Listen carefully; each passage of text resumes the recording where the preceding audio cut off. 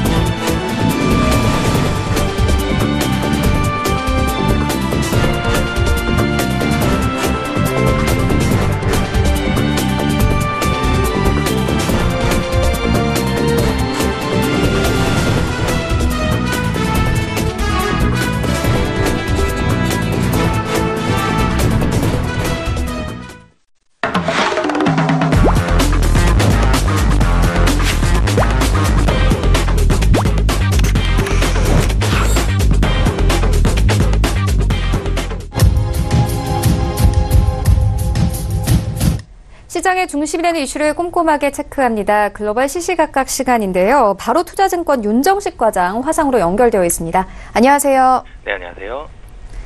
네, 과장님 오늘 이 글로벌 시시각각 처음으로 함께하게 됐습니다. 먼저 뉴욕 증시 상황부터 함께 짚고 가도록 하겠습니다. 이 간밤에 3대 지수가 혼조세로 마감이 됐습니다. 사실상 큰 움직임은 없었는데요. 시장 상황 조금 더 자세하게 살펴봐 주시죠. 네, 우선은 뉴욕 증시 혼조세로 좀 마감을 했는데요. 다우존스 산업평균지수 같은 경우는 0.21%, 55.22포인트 오른 25,053.11포인트로 마감을 했고요.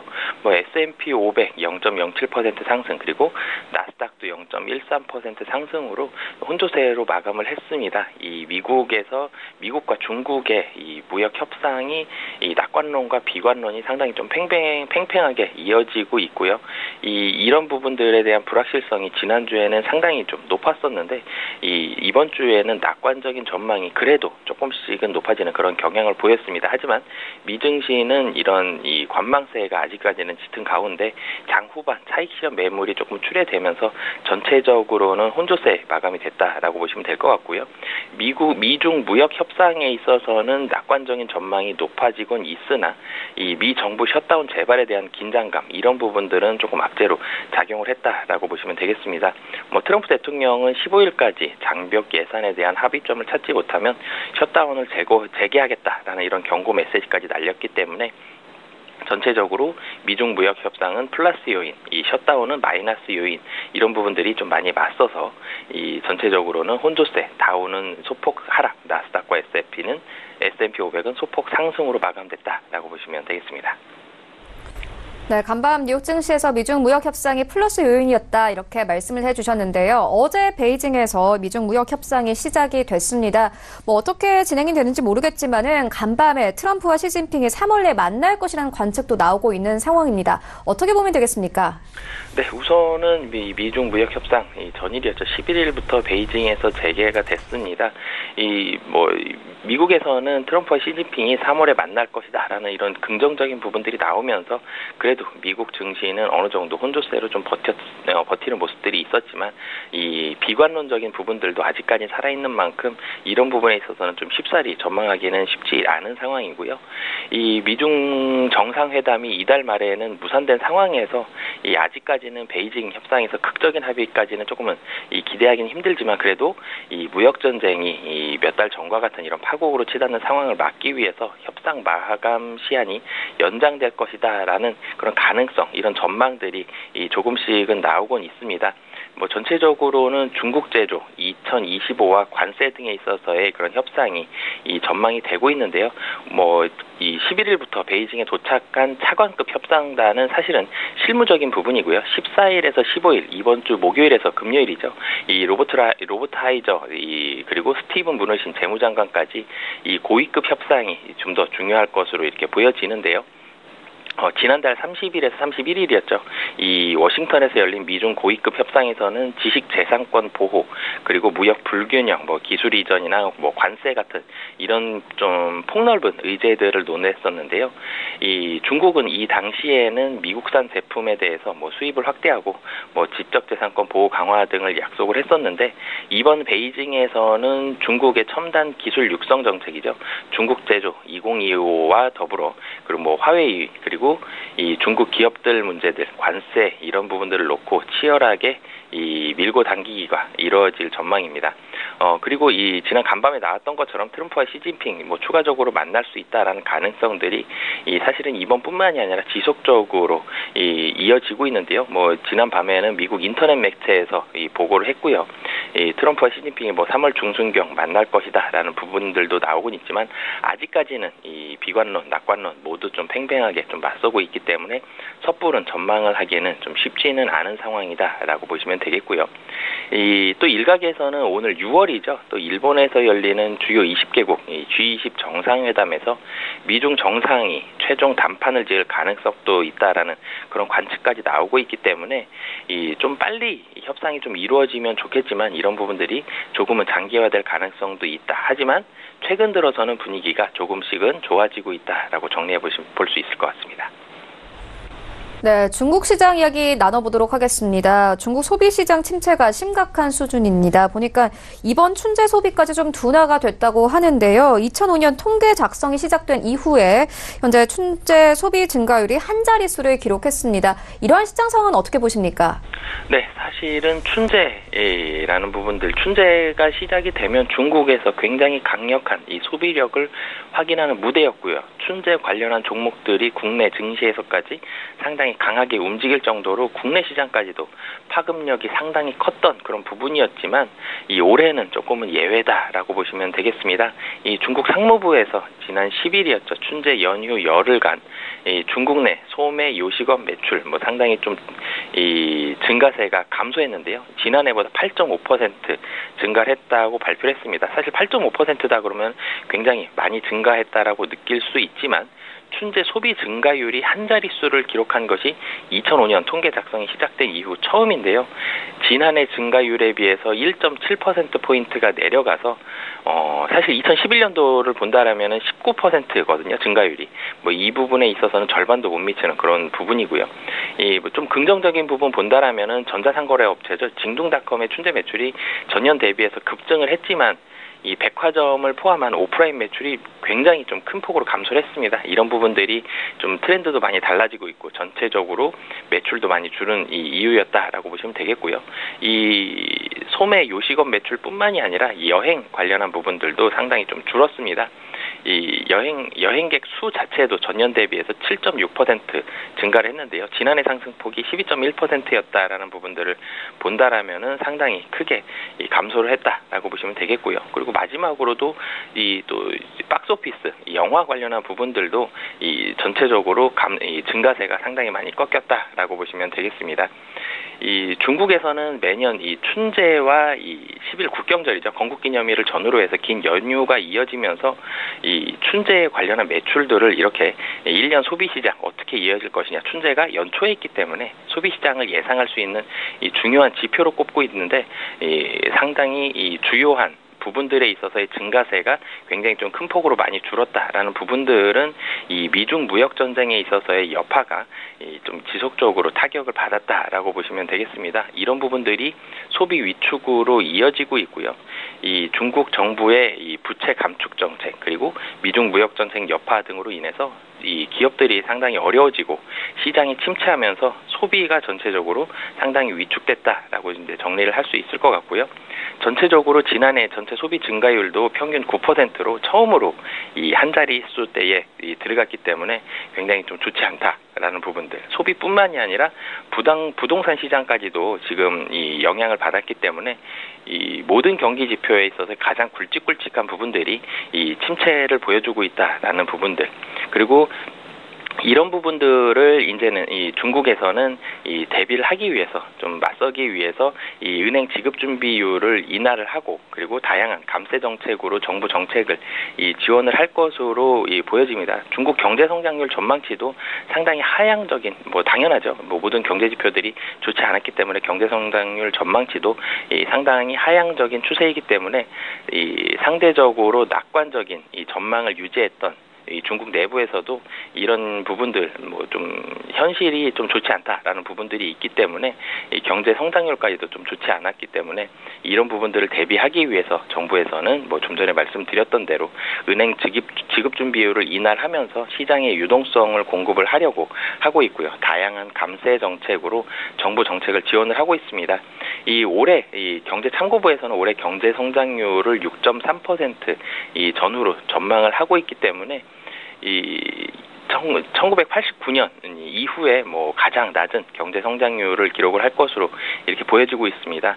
이런 부분들이 있기 때문에 사실은 이 미중 무역 전쟁에 있어서는 미국은 조금 여유로운 그런 입장을 보여주고 있고요.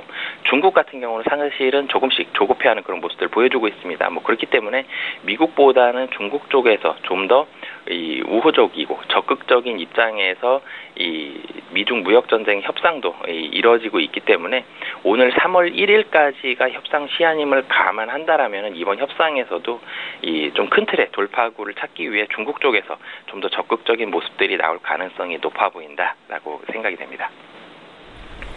네, 미국과 중국의 영향까지 함께 살펴보고 왔는데요. 간밤의 지표 하나 더 살펴보고 가도록 하겠습니다. 금값이 다시 하락했습니다. 반면에 달러가 강세 보이고 있습니다.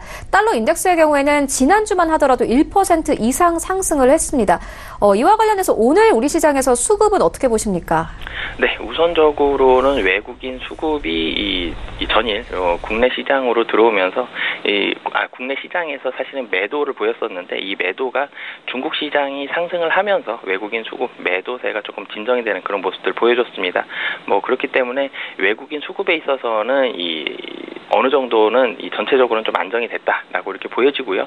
이 달러 그리고 이 금값 이런 부분들에 대한 영향은 사실은 좀 큰 폭으로 받기보다는 좀 미중 무역 전쟁에 있어서의 영향을 조금 더 많이 받고 있다라고 보여집니다. 그리고 이 국내 시가총액 상당 부분들을 이끌고 있는 삼성전자, 하이닉스 최근 들어서 반도체 쪽 분위기 괜찮기 때문에 그런 부분들까지 본다라면은 국내 증시에 있어서의 외국인 수급 물론 지난주 금요일 그리고 전일까지 포함하면은 2거래일 연속 매도세가 나왔지만 이런 부분들에 대한 우려보다는 최근 들어서 외국인 그 2거래일을 제외하면 대체적으로 좀 순매수세를 보여주고 있고 그리고 시가총액 최상단 종목인 삼성전자, 하이닉스 쪽으로 분위기가 괜찮기 때문에 이 외국인의 수급적인 부분들은 국내 증시에 있어서는 아직까지는 조금 우호적인 부분이 있고 하지만 좀 전에 가장 집중적으로 좀 말씀드렸던 대로 미중 무역 협상이라는 부분들이 국내 증시에 있어서의 불확실성으로 작용을 하고 있습니다.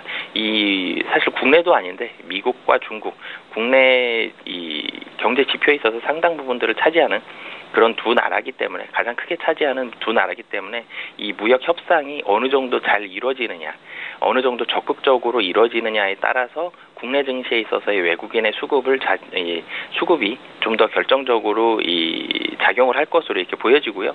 기관 같은 경우들도 사실은 2거래일 연속 좀 매도세를 보여줬지만 매도 규모는 크지 않았습니다. 그런 부분들을 본다라면은 기관은 조금은 관망세, 외국인은 지속적으로 좀 샀던 부분에 대한 부담감들이 2거래일 동안 조금은 차익 실현 매물이 나왔지만 이 중국 증시도 아직까지는 좀 혼조세, 미국 증시도 혼조세라는 부분들 본다라면은 외국인도 미중 무역 협상을 보면서 조금은 대응을 할 것으로 보여지고요. 협상 기한 동안에는 아직은 적극적으로 외국인이 다시 한번 전처럼 이 매수세를 보여주기는 조금은 쉽지 않은 상황이다라고 생각이 됩니다.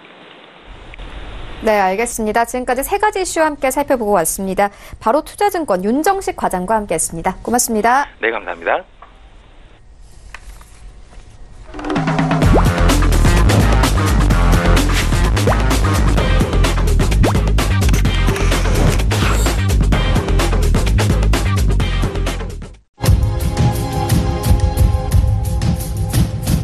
네, 이번에는 국내 시장 쟁점 함께 분석해 보도록 하겠습니다. 라이브 이슈 타임인데요.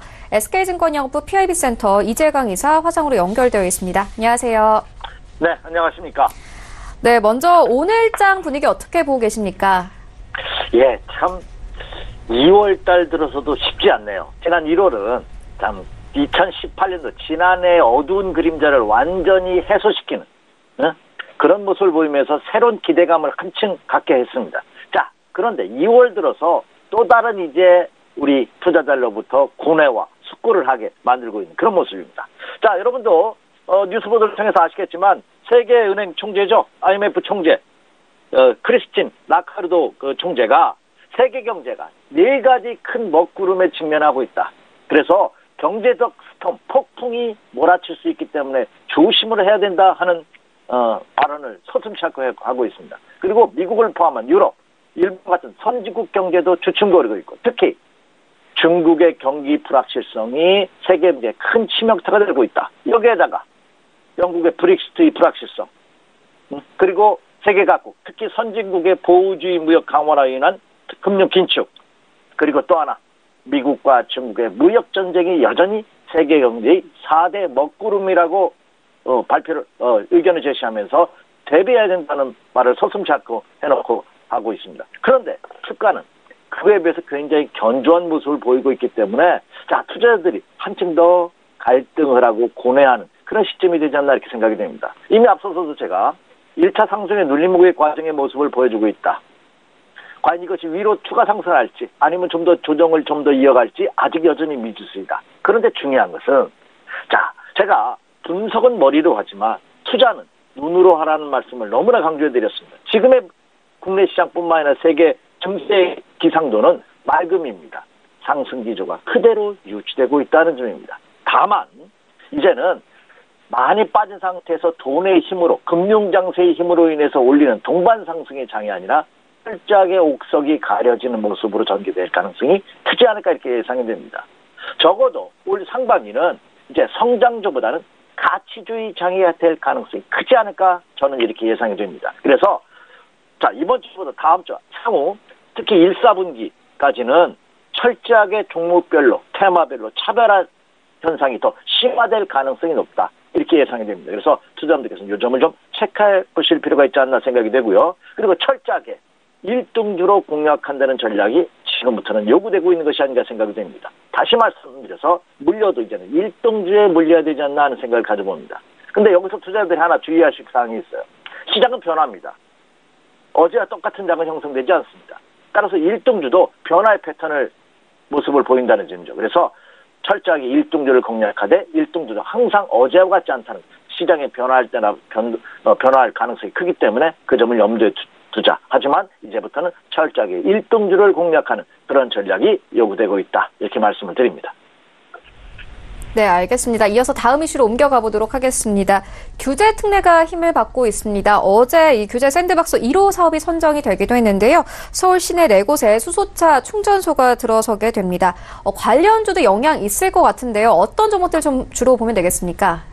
예, 문재인 정부의 이제 경제 살리기 프로젝트가 본격적으로 시행하는 것이 아닌가 이렇게 생각이 됩니다. 자, 그동안 문재인 정부가 수소차에 자기가 홍보 담당자다 할 정도로 적극적으로 이제 신규 사업에 그리고 규제를 완화하는데 적극성을 띠고 있는데 이제 그것이 실질적으로 가시권에 들어온 그런 모습이 아닌가 생각이 됩니다.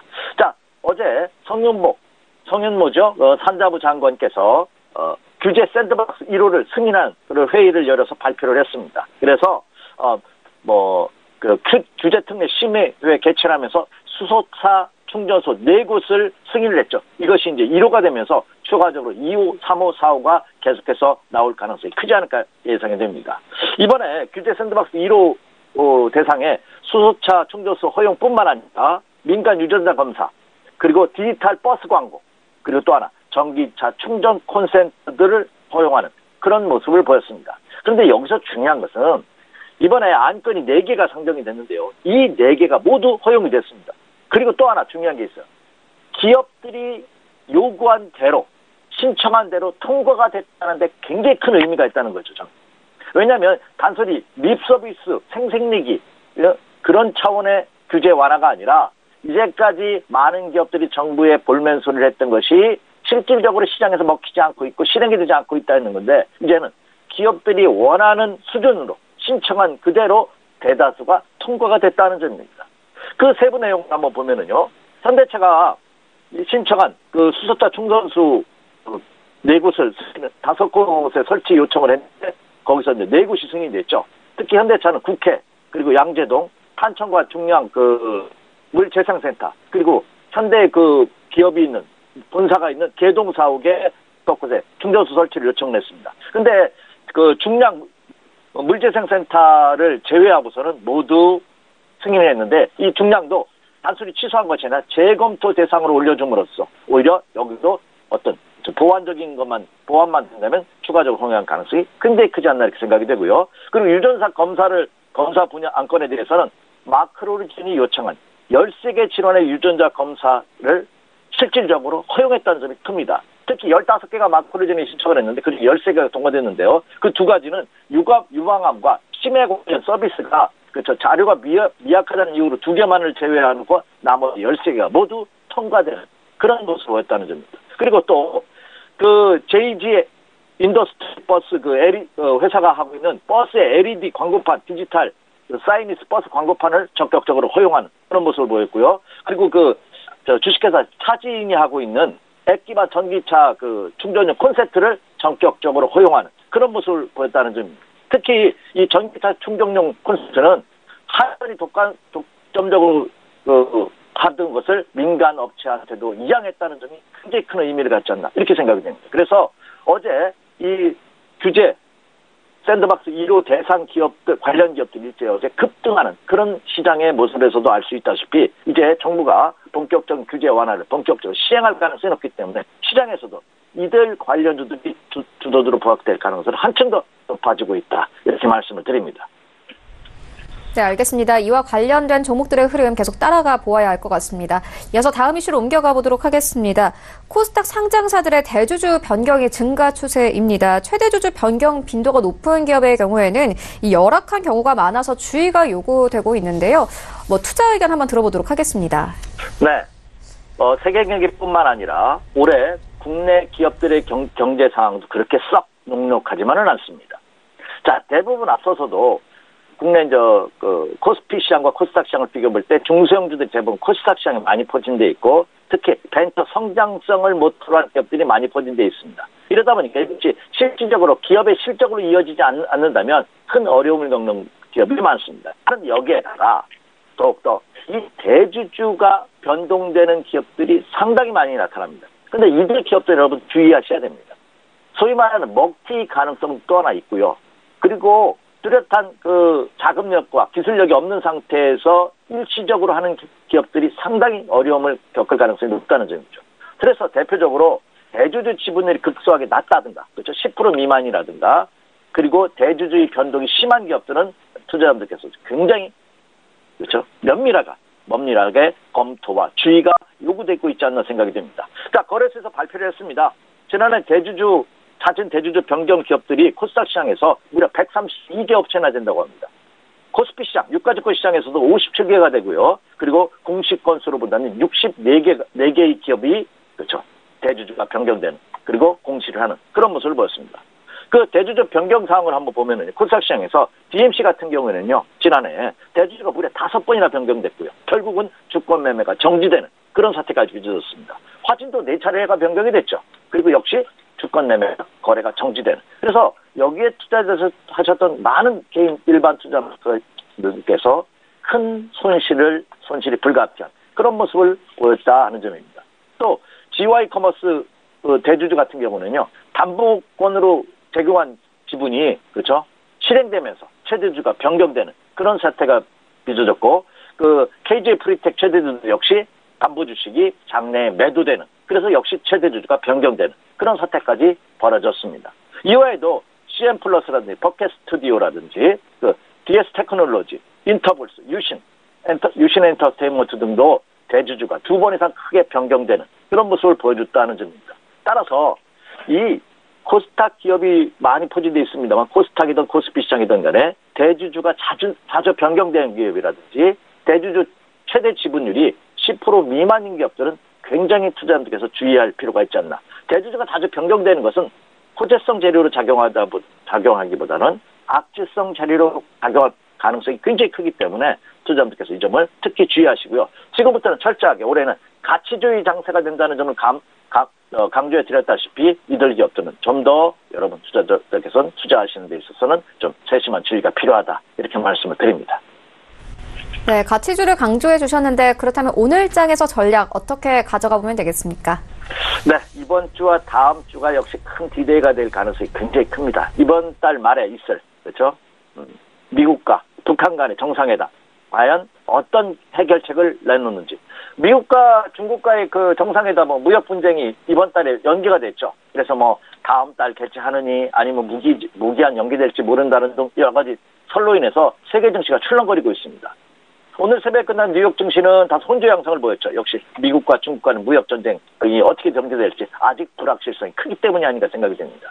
자, 우리나라 마찬가지로 이 미국과 중국의 정상회담이 국내 주식시장뿐만 아니라 경제계에도 큰 영향을 미칠 가능성이 높기 때문에 그렇죠. 이번 주는 아닙니다만 27일과 28일 있을 미국과 북한 간의 정상회담 꼭 체크해 주시기 바라고요. 자, 오늘부터 이번 주와 다음 주에 걸쳐서 역시 체크할 사항이 좀 많습니다. 그러니까 좀 더 투자자분들께서도 주의를 가질 필요가 있지 않나 생각이 됩니다. 먼저 경제 지표로서는 이번 주 중요한 경제 지표가 하나가 있죠. 네, 시장에 굉장히 민감한 영향을 주는 CPI죠. 예, 소비자 물가지수가 13일 날 그렇죠. 내일 발표됩니다. 우리나라 시간으로는 모레가 되겠죠. 미국 시간으로 내일 발표가 해주시기 바라고요. 자, 그리고 미국과 중국 간의 무역 협상이 저도 모르겠습니다. 이거 어떻게 될지. 아마 2월 달에 그 협상은 어렵다 하더라도 3월 달에 가능성이 있지 않을까 이렇게 생각이 되는데 과연 그 해결책은 어떻게 될지 이것도 하나 미지수입니다. 면밀한 검토가 필요한데 자 베이징에서 14일과 15일 날 고위급 회담이 이어지죠. 과연 이 고위급 회담에서 어떤 해결책을 내놓을지 역시 이거에 따라 시장의 변동성 클 가능성이 굉장히 큽니다. 그리고 국내적으로 본다면 14일은 옵션 만기일입니다. 물론 3회 배수의 만기일이 아니죠. 2월 달이기 때문에 선물은 만기가 없습니다. 그래서 옵션 단독의 만기이기 때문에 시장에 영향은 크지는 않을 것으로 보입니다만 그러나 주변 여건 상황을 감안해 본다면 어떤 이번 주가 분기점이 될 가능성이 높기 때문에 이 옵션 만기일도 시장의 흐름을 판단하는데 한번 체크해 볼 필요가 있겠다 이렇게 말씀을 드립니다. 자 그리고 15일은 자 미국의 연방정부 셧다운이 일시적인 그 연장 기간이 만료가 되죠. 15일 날 과연 이 셧다운 과연 해결될 수 있느냐? 협상 시한이 만료가 15일인데 과연 이 15일 이후 미국 연방정부 일시정지 사태가 어떻게 되는지 한번 체크해 주실 필요가 있다 이렇게 말씀드립니다. 그리고 또 하나 중요한 게 있어요. 어제 국내 자동차 관련 주들이 저수소차 충전소 호재로 인해서 상승을 했습니다. 그런데 문제는 17일 미 상무부가 무역확장법 232조 다시 말해서 수입 자동차 관세 보고서를 백악관에 제출합니다. 그렇지 않아도 지금 강력한 보호무역 정책, 아메리칸 퍼스트를 외치고 있는 트럼프 정부가 이 미국 상무부의 수입 자동차 관세 보고서를 보고받고 나서 과연 수입 자동차에 관세를 부과할지 여부 이거 체크하셔야 됩니다. 만약에 이거 수입 자동차에 대한 관세가 부과된다면 이거 뭐 고래 싸움에 새우등 터진다고 중국이나 유럽이나 일본을 타겟으로 한 미국이 엄한데 대한민국이 큰 낭패를 볼 가능성도 굉장히 크지 않나 생각이 됩니다. 그래서 17일 날 수입 자동차 관세 보고서 백악관 제출도 꼭 체크할 사항이다. 이렇게 말씀을 드립니다. 자 그리고 여전히 제가 이 시간을 통해서 강조해드린 원달러 환율 동향 이거 제가 지금 말씀드렸던 것은 어떻게 될지 어떻게 나올지 아직 미지수입니다. 근데 그 가능성을 우리가 엿볼 수 있는 것이 외국인 투자가들의 그 매매 템포를 매매 강도를 체크해 볼 수 있는 것이 원달러 환율 동향이다 하는 말씀 드렸죠. 예, 어제 환율이 80전 상승을 했죠. 1124원 70전입니다. 제가 여러분에게 말씀드린 1110원대까지 안정화되기를 참 바라고 있는데 역시 환율 동안 계속해서 체크해 두시기 바라고요.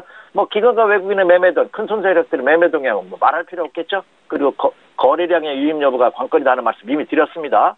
얼마? 네, 코스피 시장 거래, 유가증권 시장 거래량을 볼 때 얼마라고 말씀드릴게요. 5억 주입니다. 5억 주가 그렇죠. 5 거래일 중에 3일, 그러니까 일주일 동안 절반 이상 거래가 증가가 돼야 된다는 얘기입니다. 어제 거래량이 4억 600만 주였습니다. 그렇죠? 예, 그 점이니까 거래량 유입 여부 체크해 주십시오. 자, 이제 결론입니다. 그러면 어떻게 투자 전략을 세워야 되느냐? 자, 상승 기조 전선에는 변함이 없습니다. 여전히 국내 주식도 상승 기조입니다. 그래서 매수 마인드 전략에 변함이 없어요. 다만 모두에 언급해드린 바와 같이 지금은 철저하게 가치 중심으로 그렇죠? 펀더멘털이 좋은 실적이 수반되는 이런 종목으로 특화시켜야 된다는 점입니다. 왜? 모두가 상승할 수 있는 시장의 체력은 좀 여전히 부진합니다. 그래서 그 점 염두에 두시면서 철저하게 두조도 위주로 매매 전략을 공략하자 이렇게 말씀을 드립니다. 이번 주가 또 어려운 것이 뭐냐면 올라올 때 매도와 하락할 때 매수가 치열한 난타전 공방전을 벌일 가능성이 굉장히 큽니다. 그렇기 때문에 그 어느 때보다 좀 더 신중한 투자고요. 여러분이 자신이 없으시면 한 발 뒤로 물러나서 확신이 있을 때까지 좀 기다리는 전략도 요구되고 있다. 이렇게 말씀을 드립니다. 그래서 선택과 집중이 철저하게 요구되고 있는 한 주가 될 가능성이 높고 오늘장이 될 가능성이 높다. 이렇게 말씀을 드립니다. 제가 차기 투자로 보는 종목을 보는 종목에 조금 변화는 줬습니다. 좀 더 압축시키도록 하겠습니다. 여전히 저는 차기 투자로 부각 가능성은 남북 경협주를 보고 있습니다. 과연 이달 28일과 27일과 28일 미국과 북한의 정상들이 어떤 회담 결과를 내놓느냐. 단순히 이제는 립 서비스에 그친다면 시장 큰 실망을 보일 가능성은 없습니다. 어떤 솔루션을 제공해 주느냐에 따라서 크게 출렁거리 갈 수는 없습니다만 최소한 발표된 그 시점까지는 이 남북 경협주들이 갈 가능성이 크지 않을까 이렇게 예상이 됩니다. 체크해 주시기 바라고요. 그리고 건설주, 물론 건설주 중에서도 남북 경협 관련주에 포함되는 종목은 있습니다만 역시 건설주들도 하나의 테마를 보일 가능성이 없다. 이렇게 말씀을 드리고요. 자, 그리고 지난주에도 언급해 드렸습니다만 지수가 이렇게 혼조 양상을 보인 시에는 이 제약과 바이오주들이 움직일 가능성은 없습니다. 그리고 제약주들이 그렇죠? 이미 얻어맞을 대로 너무나 많은 조정을 받았기 때문에 그에 따른 또 매력이 있지 않나 이렇게 생각이 들죠. 제가 지난주에도 역발상의 투자 전략으로 인해서 제약과 바이오주 논쟁해보자 하는 말씀 드렸죠. 역시 제약과 바이오 중에서도 실적이 뒷받침되는 펀더멘털이 우량한 이들 종목군들로 한번 관심을 가져보시는 것도 좋지 않을까 이렇게 예상이 됩니다. 네, 알겠습니다. 지금까지 세 가지 이슈 그리고 전략까지 함께 만나보고 왔습니다. SK증권 영업부 PIB센터 이재광 이사와 함께했습니다. 고맙습니다. 네, 감사합니다. 네, 1부는 여기서 모두 마치도록 하고요. 잠시 후 2부에서는 전문가들과 함께하는 종목 라이브쇼, 라이브 매매 타임이 이어집니다. 여기에 더해서 오늘 장에서 이슈몰이라고 있는 특징주까지 꼼꼼하게 살펴봐 드리겠습니다. 채널 고정해 주시고요. 저희는 잠시 후 2부로 다시 찾아오도록 하겠습니다.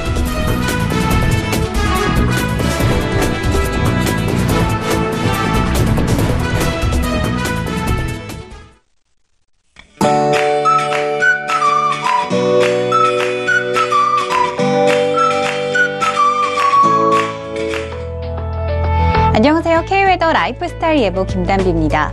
오늘은 며칠간 계속됐던 강한 추위가 한풀 꺾이겠습니다. 서울의 아침 기온 영하 4도로 어제 아침보다 4도가량 오른 상태고요. 낮 기온은 4도로 어제보다 2도가량 더 오르겠습니다. 다만 모레 아침까지는 평년 기온을 밑돌며 쌀쌀하겠고요. 모레 낮부터 평년 기온을 회복하겠습니다. 한편 오늘 대기 상황이 좋지 않습니다. 국외 미세먼지가 유입되면서 강원 영동을 제외한 전국의 먼지 농도 한때 나쁨 단계를 보이며 공기가 탁하겠고요. 며칠째 일부 서해안을 제외한 전국 대부분 지역에는 건조특보가 내려진 가운데 대기가 바짝 메말라 있습니다. 호흡기 건강과 각종 화재 예방에 주의하시기 바랍니다. 오늘은 중국 북부지방에서 확장하는 고기압의 영향을 받아 전국이 대체로 맑겠습니다. 다음은 자세한 지역별 날씨입니다. 중부지방은 새벽부터 아침 사이 흐리고 산발적으로 눈발이 날리기도 하겠고요. 춘천과 대전의 낮 기온 5도가 되겠습니다. 동해안 속초의 아침 기온 영하 1도를 보이고 있고요. 한낮에는 5도까지 오르겠습니다. 남부지방 대구의 아침 기온 영하 5도, 전주 영하 4도까지 내려가 있고요. 낮 기온은 광주와 대구 8도가 예상됩니다. 바다의 물결은 동해상으로 최고 4m까지 매우 높게 일겠습니다. 해양활동 시 안전에 유의하시기 바랍니다. 추위가 한풀 꺾였지만 당분간 아침에는 영하권의 추위가 이어집니다. 계속해서 건강관리에 유의하셔야겠고요. 금요일에는 전국이 흐리고 눈 또는 비가 내릴 전망입니다. 날씨였습니다.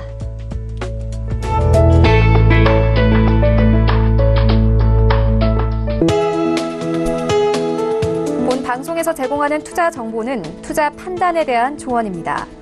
방송에서 제공하는 주식의 가치, 가격 상승 및 가격 하락에 대해서는 방송사에서 보장하지 않습니다.